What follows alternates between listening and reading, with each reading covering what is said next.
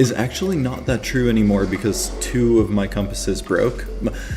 I dismantled them because I was curious about how they worked, and then putting them back together was a lot harder. This is what he got me this year, and it's got this like kind of warped metal, it's just like a polished metal mirror, and I'm gonna draw with it today as my reference. So I used to do a lot of drawings where I would take a small compact makeup mirror, like a foundation mirror, and I would draw in little sections my face, and it would kind of come together to be this self-portrait the way I've been drawing recently. So a lot more linear relationships, broader things, and we're gonna see how it turns out. You can just like look at my compasses. How about that while I go check the door?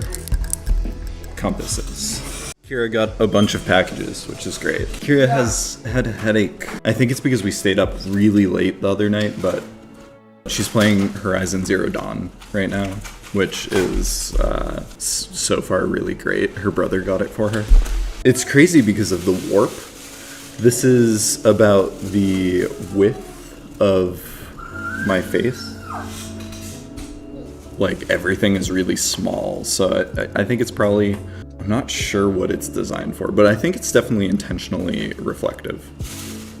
Oh, shining a light. That's what it's for. The bottom portion of this mirror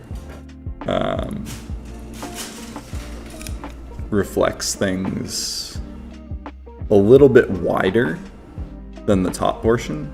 There's like a condensation of form that happens when you work with a mirror like this, and that really is like usually the driving factor behind the final like image, like the format I pick for these images, and the level of rendering is usually based on this like gesture that happens when form gets kind of squished together. Oh, another thing is Kira's brother got us the New Horizon and got me these earrings, which are paintbrushes. Working with the mirror, these things often become kind of like geometric. They become almost crystalline, where like the shapes are all like, if I hold this really close maybe, they're like very harsh lines, and that's just the way that I record them, but like that's how I'm measuring everything based on angles, because I can only see small bits of information at a time instead of the whole. Finding an angle between 2 points in this mirror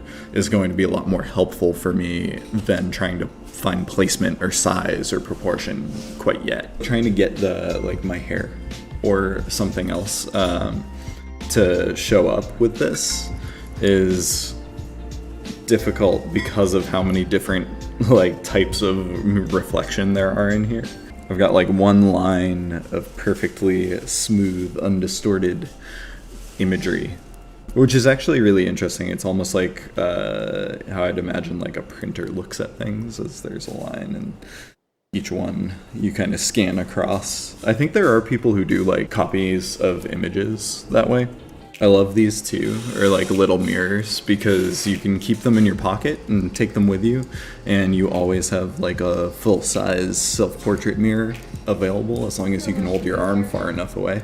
Oh, books. Some of the linear information I can find is in these layers because of that line that's straight through this mirror, so the mirror has like this distortion. And there's like a line of clarity, and then it gets broken. So it's really emphasizing that feature of my visual response. I started this collection with Kyle, actually, but I'm like finding details more and more as I get closer to like resolving certain spatial limitations. So I found like the outside of the width of my face. I haven't quite figured out the height or like the kind of information going on outside of myself. But trying to judge all the proportions and things through this mirror, it's fun to watch it start to build, and you kind of get some more like really specific points of information show up faster than it normally happens when I'm working like in a traditional painting mindset. You know, it's less general to specific and more about like finding really specific points or landmarks and relating them to one another. It's hard imagining like making a stream with longevity off of this, but what's nice is I use it to kind of practice my teaching. It's a really useful platform for recording and hosting conversations, so I am feeling good about doing this. I feel like traditional art is just such a nice thing to stream because it's just such a like personal, explorative task. Like every day make a new piece of art, so like why not share that process with people?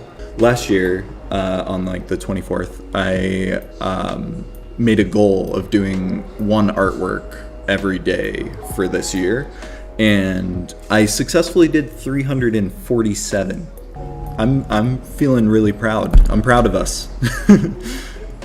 Yeah, it's some of them were painting, some of them were drawing, so it was like every day I was just trying to do one new thing, and it had like a great turnout for me.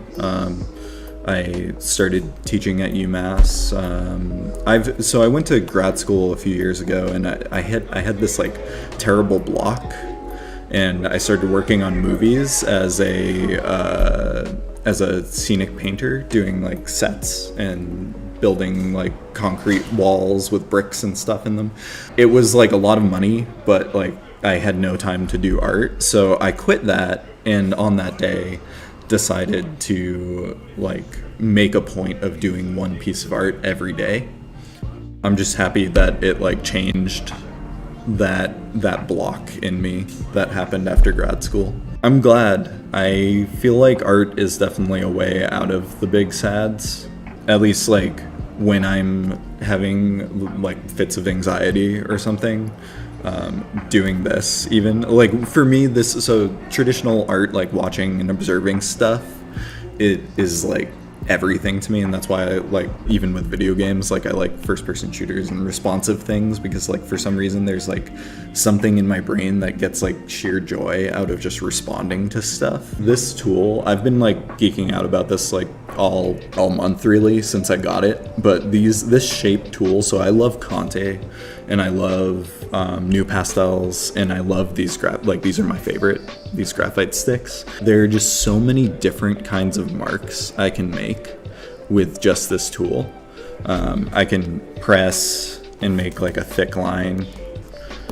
I can make it like a harsh side angle. I can fill a space with value. Oh, it's interesting right now because I'm noticing my head and neck are getting like squished into my shoulders, because I keep like, when I look in the mirror, I think I raise my shoulders a lot. I mean, if you're asking me to do illustrations, it's not going to look perfect. So that's the main turn here. Thank you. Yeah, I do too. They're so great. It's cool. The things that are really far away behind me are getting really warm. Like if I were painting this, which I want to paint from this at some point, but I wanted to wear all my new stuff, so I didn't. In the mirror, everything is really warm, and it's causing the banister over there to look like really like orange and kind of dark. And it like gets all twisted because it's so far away. I think part of it was that I always felt like reduction was like an extra step that I didn't really want to have to go to. A lot of the stuff I've been doing this last year has been about like limiting my process in a way that makes it as like expedient for me to observe as I can. The light color is just so different. So out here it's a very like cool light in the world that I'm in because of all these LED lights for my stream. And then in here it's this like really nice warm like kind of sepia hue. And I am thinking about a goal, so I'm thinking about like, where do I want this image to resolve? What is the final outcome?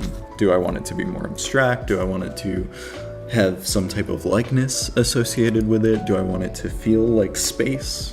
Like, do I want to emphasize any of this like distortion that happens in this mirror? It's nice to be able to see it in like kind of an expanded form, so you can see it in two different ways here, and then on Instagram you'll see a like more detailed, better quality image of what's happening.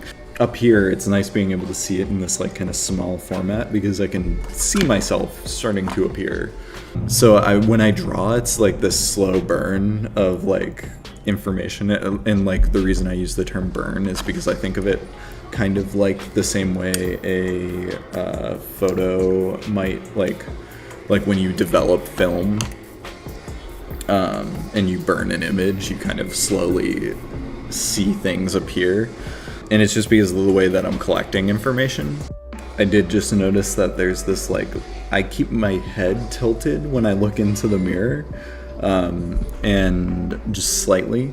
And that's one thing that I love about figurative art is you start to like, even when you're drawing someone else, that person starts to like settle into a pose. They start to take on like a certain, like they have habits that they continuously do even if they're moving a lot. Like if you were drawing someone on a subway, that person most likely has a pose that they're like in all the time, like repeatedly throughout like a 40-minute train ride or something. They might like slouch in the same exact way like 40 times. And once you find that like character, it's really nice because you can start like measuring and thinking according to that instead of like just according to their features.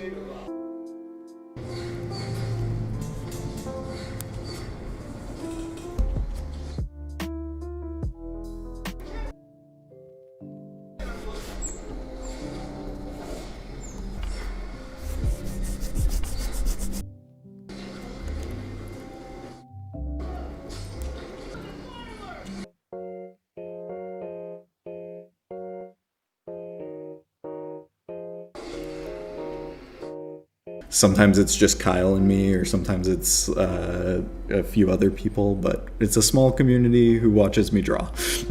So I'm glad to have you join us.